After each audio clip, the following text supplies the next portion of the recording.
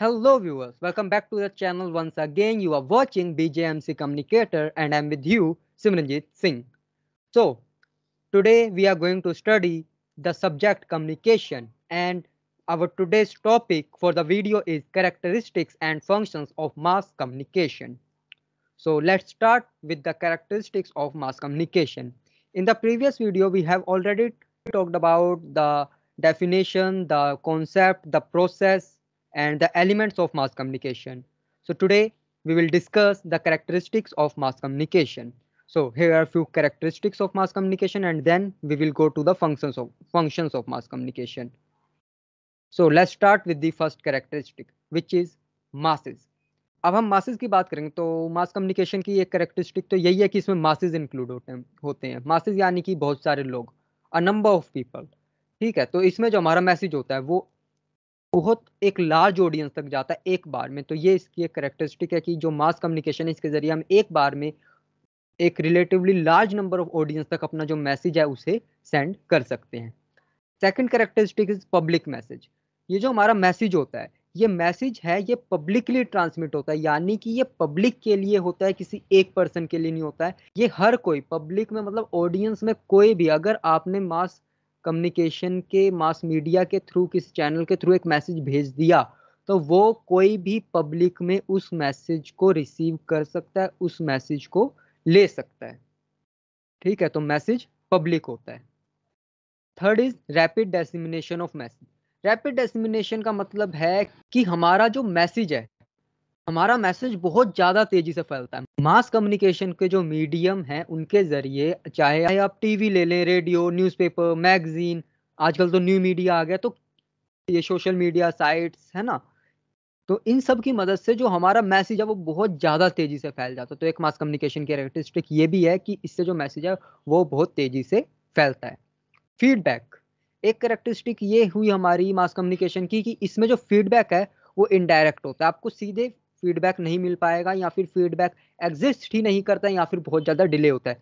Feedback की बात हम इंट्रोडक्शन टू मास कम्युनिकेशन वाली जो हमारी वीडियो थी उसमें कर चुके हैं। अगर आपको और डिटेल में इस फीडबैक पे या इसका जो प्रोसेस है उसके बारे में जानना है तो आप वो मास कम्युनिकेशन की वीडियो वो देख सकते हैं। So next is cost effective. Mass communication जो है वो कॉस्ट इफेक्टिव होती है, यानी कि कॉस्ट पर पर्सन पर इंडिविजुअल जो है वो बहुत कम होती है। यानी कि मास कम्युनिकेशन का मीडियम, अगर आपने एक रेडियो ले रखा है तो वो पर पर्सन आपको काफ़ी सस्ता मिलेगा। वो आपका रेडियो है जो वो वन टाइम जो इन्वेस्टमेंट आपने वो कर दी, वो वन टाइम इन्वेस्टमेंट करने के बाद में आप कभी भी रेडियो को सुन सकते हैं। अगर आप एक टीवी लेने जा रहे हैं तो टीवी आपने लिया, उसके बाद में आपको वो हमेशा उतना ज़्यादा महंगा नहीं पड़ेगा। अगर आप न्यूज़पेपर की बात करें तो न्यूज़पेपर अगर आप ले रहे हैं तो आपको मैक्सिमम 5 रुपए में न्यूज़पेपर मिल जाता है, मिनिमम 3 रुपए का न्यूज़पेपर भी आता है, 5 रुपए का मैक्सिमम आपको न्यूज़पेपर मिल जाएगा। इसलिए जो पर इंडिविजुअल है वो काफ़ी कम होती है मास कम्युनिकेशन के जो मीडियम है। तो मास कम्युनिकेशन करना आपको पर पर्सन के हिसाब से सस्ता पड़ता है। अगर ये तो रही रिसीवर के एंड से बात, अगर सेंडर के एंड से ही बात करें तो आप इतना पैसा अगर लगा रहे हैं तो आप ये देखिए कि अगर आप टीवी पे या रेडियो पे एक प्रोग्राम को ब्रॉडकास्ट कर रहे हैं, या टीवी पे टेलीकास्ट करते हैं और रेडियो पे ब्रॉडकास्ट करते हैं, है ना, तो ये टर्मिनोलॉजीज हैं, इनको अगर आप याद रखेंगे तो काफ़ी अच्छा रहेगा आगे के लिए भी, क्योंकि इंडस्ट्री वगैरह में टर्मिनोलॉजीज पे ही इन्हीं सब चीज़ों पे बात होती है। यही जो हमारी एक तरीके से कहें तो हमारे जार्गन्स होते हैं, जो टेक्निकल जार्गन्स होते हैं। सो हम बात कर रहे थे ब्रॉडकास्टिंग की। अगर रेडियो पे कोई एक शो आ रहा है तो उसको मान लीजिए बनाने में कितना भी खर्चा आ गया, लेकिन जब आप उसको ये देखेंगे कि वो एक साथ में कितने लाखों करोड़ों तक पहुंच रहा है तो वो जो पर पर्सन कॉस्ट पड़ेगी आपको वो बहुत कम पड़ेगी। नेक्स्ट आते हैं origin of message. Origin of message का है जो हमारा जो सोर्स है, जो मैसेज है वो बिलोंग करेगा या तो किसी ऑर्गेनाइजेशन से या फिर इंस्टीट्यूशन से। आपके पास जो मैसेज आ रहा है वो किसी ऑर्गेनाइजेशन या इंस्टीट्यूशन की तरफ से आएगा मास कम्युनिकेशन में, है ना। जैसे अगर टीवी पे न्यूज़ आ रही है या फिर कोई सीरियल आ रहा है तो उसको कोई इंस्टीट्यूशन है, कोई ऑर्गेनाइजेशन जो उसको वहां पे भेज रही है। रेडियो पे कोई प्रोग्राम हो रहा है तो उसके पीछे कोई है, एक प्रॉपर लोगों की टीम है।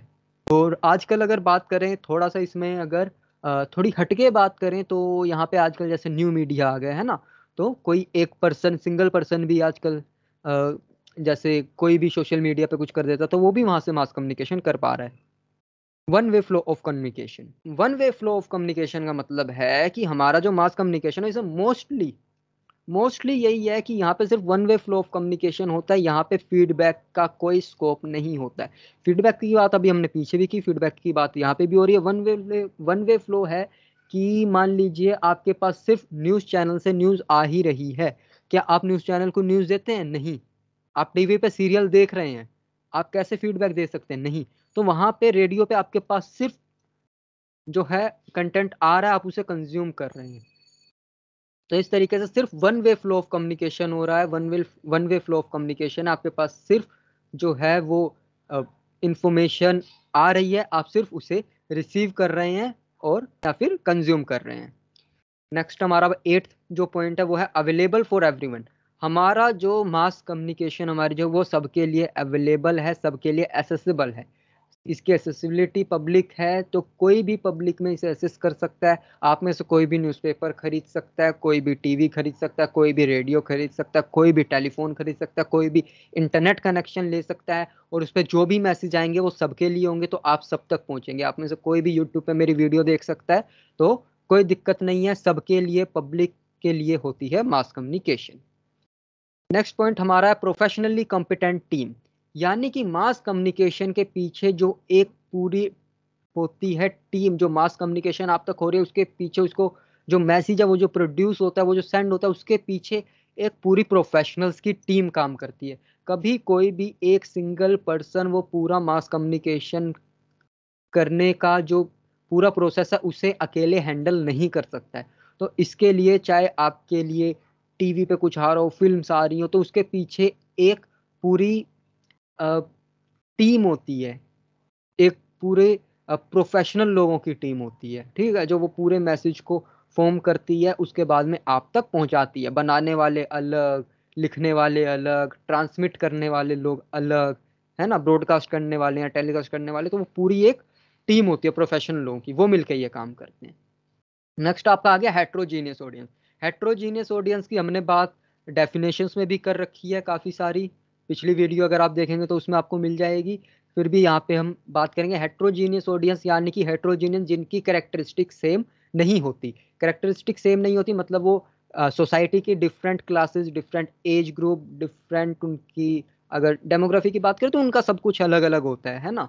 तो ये है हेट्रोजीनी, तो ये हेट्रोजीनियस ऑडियंस, यानी कि जिनकी कैरेक्टरिस्टिक्स मैच नहीं करती। तो हमारा जो मासेज है, हमारे मासेज में, मास कम्युनिकेशन में जो ऑडियंस इंडल्ज होती है वो पूरी हेट्रोजीनियस होती है, सबकी अलग अलग कैरेक्टरिस्टिक है, कोई अमीर है, कोई गरीब है, कोई मोटा, कोई पतला, कोई गोरा है, कोई काला है ना, कोई आदमी है, कोई औरत है ना। तो ऐसे करके बहुत कैरेक्टरिस्टिक्स हैं आपके पास, है ना। कोई पढ़ा लिखा है, कोई अनपढ़ है ना, लिटरेट है, इलिटरेट है। तो ये सारी चीजें, आपकी जो ऑडियंस है वो हेट्रोजीनियस है। एनोनिमस ऑडियंस, एनोनिमस की बात भी हमने की हुई है डेफिनेशंस में। एनोनिमस ऑडियंस क्या होते हैं? एनोनिमस ऑडियंस का मतलब है कि आप ऑडियंस को नहीं जानते हैं, ना ऑडियंस आपको जानती है, ना ऑडियंस आपस में एक दूसरे को जानती है। तो क्या हुआ, ना आप ऑडियंस को जानते हैं, ना ऑडियंस आपको जानती है, ना ना ही ऑडियंस आपस में एक दूसरे को जानती है। तो एनोनिमस होता है, यानी कि मैसेज उन लोगों के लिए बनाया जा रहा है जिन्हें आप जानते ही नहीं है, तो वो सबके पास जाएगा। Presence of gatekeeper, communication जब आप करते हैं, इंटरपर्सनल कम्युनिकेशन हो रही है, तो वहां पे गेट कीपर कोई प्रेजेंट नहीं होता, यानी कि आपको जो बोलना है आप खुद ही वहां पे, जो आपको बोलना होता है वो आप बोलते हैं, जो नहीं बोलना तो वो आप नहीं बोलते। लेकिन जब मास कम्युनिकेशन हो रही है तो उसमें गेट कीपर होता है, यानी कि अगर आप एक न्यूज़ की बात कर रहे हैं, न्यूज़पेपर की बात कर रहे हैं, वहां पे जो न्यूज़ छपेगी उसके अंदर एक गेट कीपर होगा जो देखेगा कि क्या चीज़ न्यूज़पेपर में पब्लिश होगी, क्या प्रिंट होगी, क्या प्रिंट नहीं होगी। वैसे जब आप टीवी की बात करें तो वहां पे भी एक गेट कीपर होता है जो देखता है कि क्या न्यूज़ दिखाई जाएगी, किस एंगल से दिखाई जाएगी, क्या पार्ट काटा जाएगा। ऐसे ही टीवी सीरियल्स में, मूवीज में भी गेट कीपिंग होती है कि कौन सा सीन दिखाया जाएगा, कौन सा नहीं दिखाया जाएगा, क्या काटना है, क्या नेसेसरी है, क्या अननेसेसरी है, कौन सी चीज़ें इंपॉर्टेंट है, कौन सी ज़्यादा इंपॉर्टेंट नहीं है कि उन्हें हम हटा सकते हैं। ठीक है, तो यहाँ पे एक हो गया presence of gatekeeper. Next हमारा आता है इन्फ्लुएंशियल। इन्फ्लुएंशियल का मतलब मास कम्युनिकेशन की हमारी एक करेक्टरिस्टिक है कि हमारी जो मास कम्युनिकेशन है, मास कम्युनिकेशन लोगों के ओपिनियन फॉर्म करती है, लोगों को ये मास कम्युनिकेशन परसुएसिव होती है, लोगों को परसुएट करने का काम करती है। ओपिनियन फॉर्म करने का काम करती है। परसुएट का मतलब होता है लोगों को किसी चीज के लिए जैसे एक तरीके से मना लेना। जैसे आप अगर कोई ऐड देख रहे हैं, ऐड देख के आपका वो मन हो गया कि हाँ चलो ये साबुन, मान लो आप किसी साबुन की ऐड देख रहे हो, है ना, वो देख के आप इतने प्रभावित हो गए कि आपको ऐड खरीदना है, तो वहां पे आप परसुएड हो गए। जो होता है परसुएड का मतलब किसी को प्रभावित करना या वो बात मनवा लेना। फॉर्म ओपिनियन वही बात है, लोगों का ओपिनियन फॉर्म करने में, लोगों को इन्फ्लुएंस करने में मास कम्युनिकेशन एक इंपॉर्टेंट रोल प्ले करती है। तो ये हमने बात की मास कम्युनिकेशन की कैरेक्टरिस्टिक की। आई होप आपको ये जितनी कैरेक्टरिस्टिक्स हैं यहाँ पे, ये हमारी जो 13 कैरेक्टरिस्टिक्स हैं ये आपको क्लियर होंगी। अब आगे बढ़ते हैं फंक्शंस ऑफ मास कम्युनिकेशन पे। मास कम्युनिकेशन के क्या फंक्शन हैं? मास कम्युनिकेशन के फंक्शंस काफ़ी सारे हैं। यहाँ पे मैंने आपके लिए काफ़ी सारे फंक्शन लिखे हुए हैं, 11 फंक्शंस यहाँ पे हमारे पास हैं। तो सबसे पहला हमारा फंक्शन है टू इन्फॉर्म। मास कम्युनिकेशन लोगों को इन्फॉर्म करने का काम करता है। मास कम्युनिकेशन से लोग कैसे इन्फॉर्म होते हैं? आपके पास कोई न्यूज़ आ रही है ना, तो न्यूज़ आपको इन्फॉर्म करने का काम कर रही है। जनरल नॉलेज कुछ है ना, जीके की न्यूज़ आ रही है, जनरल अवेयरनेस की कोई भी चीज़ आ रही है, तो उससे आप इन्फॉर्म हो रहे हैं। क्या करंट हैपनिंग्स, क्या रिसेंट डेवलपमेंट्स हो रही हैं, वो सारी चीज़ें आपको इन्फॉर्म कर रही हैं। नेक्स्ट हमारा आ गया एजुकेट। एजुकेट करने का है कि आप टेलीविजन से एजुकेशन भी ले लेते हैं। कई सारे एजुकेशनल प्रोग्राम्स आते हैं। कृषि दर्शन आ गया। कृषि दर्शन एक एजुकेशनल प्रोग्राम है, वो लोगों को सिखाता है कि खेती कैसे करनी है ना। तो वो हमारे इंडिया में स्टार्ट हुआ सबसे पहला जो कार्यक्रम है, उसमें भी आपका जो है कृषि दर्शन वो आता है। तो ऐसा मास कम्युनिकेशन का एक फंक्शन है कि इससे लोग एजुकेट होते हैं, लोगों को जानकारी मिलती है, सीखने को मिलता है। एंटरटेन, एंटरटेन तो है ही मास कम्युनिकेशन का फंक्शन, है ना। इतने सारे आपके टीवी पे टीवी सीरियल्स आते हैं आपको एंटरटेन करने के लिए, है ना। रियलिटी शोज आते हैं आपको एंटरटेन करने के लिए, है ना। स्पोर्ट्स शोज आते हैं, क्रिकेट मैच आ गया, रेसलिंग मैच आ गया, फुटबॉल मैच आ गया, सारी चीज़ें आपको एंटरटेन करने के लिए। उसके बाद में रेडियो पे कुछ आ गए, डॉक्यू ड्रामाज आ गए या फिर रेडियो ड्रामाज आ गए, है ना। वो सारी चीज़ें आपको एंटरटेन करने के लिए, टॉक शोज आ गए आपको एंटरटेन करने के लिए। फिर है परसुएट। एक फंक्शन है मास कम्युनिकेशन का लोगों को परसुएट करना, जैसे हमने अभी पीछे बात करी, यहाँ पे भी 13वें पॉइंट में हमारे कैरेक्टरिस्टिक में वही चीज़ हमारी फंक्शन में अभी आएगी। मास कम्युनिकेशन का एक फंक्शन होता है लोगों को परसुएट करना, लोगों को अपनी बात मना लेना। यह चीज़ें बहुत बड़े ऐसे एडवर्टाइजिंग करती है, ऐड करती है, विज्ञापन करते हैं, लोगों को परसुएट करते हैं। एडवर्टाइजिंग भी एक तरीके की मास कम्युनिकेशन है, क्योंकि वो बहुत ज़्यादा लोगों तक आप पहुँचते हैं एडवर्टीजमेंट के जरिए। अब आ गया कोरिलेशन। कोरिलेशन का हमारा मतलब होता है कि जो मास कम्युनिकेशन है वो सिर्फ यहीं तक सीमित नहीं है कि लोगों को खाली इंफॉर्मेशन दे दी, लोगों को जानकारी दे दी, तो बस मास कम्युनिकेशन वहां पे काम खत्म। ऐसी बात नहीं है। कोरिलेशन से हमारा यहाँ पे ये भी है कि जो चीज लोगों तक पहुंच रही है लोग उसे सही से समझें, लोग उसे आसानी से समझें। जैसे मान लीजिए कि कोरिलेशन में आपके पास जो आपके एडिटोरियल्स वगैरह छपते हैं, है ना, या फिर कुछ भी है, तो वो चीजें होती हैं लोगों को आसान भाषा में समझाने के लिए, है ना। लोगों तक जो जनरल ऑडियंस है उन्हें किसी बारे में ज्यादा जानकारी नहीं है।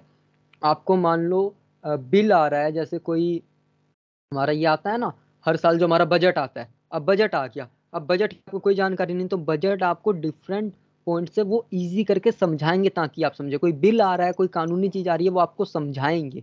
जीएसटी आया, वो आपको समझाएंगे मास कम्युनिकेशन के थ्रू, मास मीडिया के थ्रू, कि ये सारी चीजें क्या है, ताकि आप अच्छे से अपना ओपिनियन फॉर्म कर पाए। तो यही है कोरिलेशन में कि वो खाली मास कम्युनिकेशन जो मास मीडिया है उसका यही रोल नहीं है कि वो लोगों को खाली चीजें बता दे, इन्फॉर्म कर दे, बल्कि लोगों को अच्छे से समझाए भी, कॉन्सेप्ट्स क्लियर करे।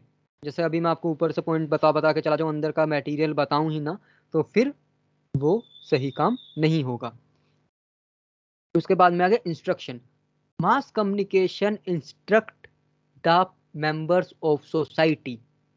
सोसाइटी में रहने वाले लोगों को इंस्ट्रक्ट किया जाता है मास कम्युनिकेशन के थ्रू कि कैसे वो, जैसे कुछ टीवी पे कुछ प्रोग्राम्स आते हैं, कुछ चीजें आती हैं, तो उससे देखते हैं कि उनको कैसे सोसाइटी में रहना है, कैसे बिहेव करना है, क्या सारी चीजें हैं, किन चीजों को फॉलो करना है, क्या चीजें सोसाइटी में रह सही है, क्या चीजें गलत है, वो सारी चीजें आपको मास कम्युनिकेशन से पता लगती हैं। नेक्स्ट आ गया सर्विलांस ऑफ एनवायरनमेंट या फिर सर्विलांस एंड एनवायरनमेंट। इसका मतलब होता है कि आपको अपने आसपास एक तरीके से वॉचिंग करना, नजर रखना कि आपके आसपास हो क्या रहा है।